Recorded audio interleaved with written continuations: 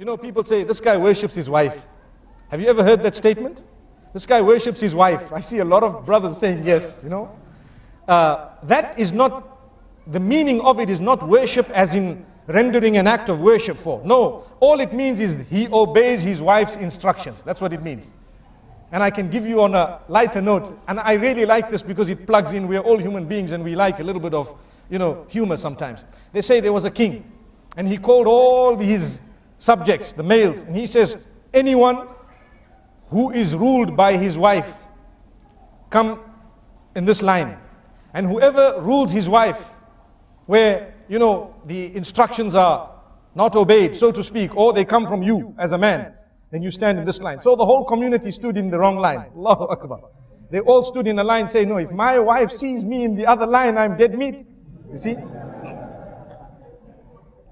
So what happened is, they all got one egg each, an egg. They were given one egg. And there was one man who stood in the line. I'm the man. You know, in the house, I'm the man. So the king was so happy, at least amongst my subjects, there is one man who has such greatness, you know, meaning he has the quality, ar-rujula, you know, he's a man, you know. So now the king gave him a horse, brown horse. And in fact, the king told him, choose from the horses you want. So he chose the brown one and left the black one. And he rode home, galloping away. Everyone else went home with one egg. So when he got home, his wife, he looked at her and says, do you know what? She says, what? Today I got a horse because I'm the boss. You see? I got a horse because I'm the boss. She says, okay, that's good. Excellent. So you're the boss. So he says, you know, I was told to choose from 3 horses. There was a white one, a black one, and this brown one that I've actually come with. This was the best one. She says, wow, you look great in it. You look great in this horse, but you'd look greater in the black one. He says, well, not a problem. I had a choice. I can go back and get the black one. So he goes back galloping to the castle.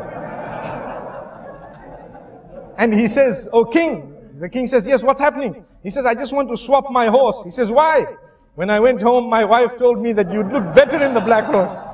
The king says, no problem. He took the horse and gave him one egg. Allahu Akbar. So, the moral of this story is obedience. We're talking of obedience. People say you worship someone when you obey them. You know, people say this man worships his wife because he obeys. Wallahi, we don't even understand that the example of Allah is higher. We can never ever equate Allah with any human being. But we need to know that ibadah of Allah subhanahu wa ta'ala is also connected to obeying His instructions. And Allah will not tell you to do something that is detrimental for you. He won't.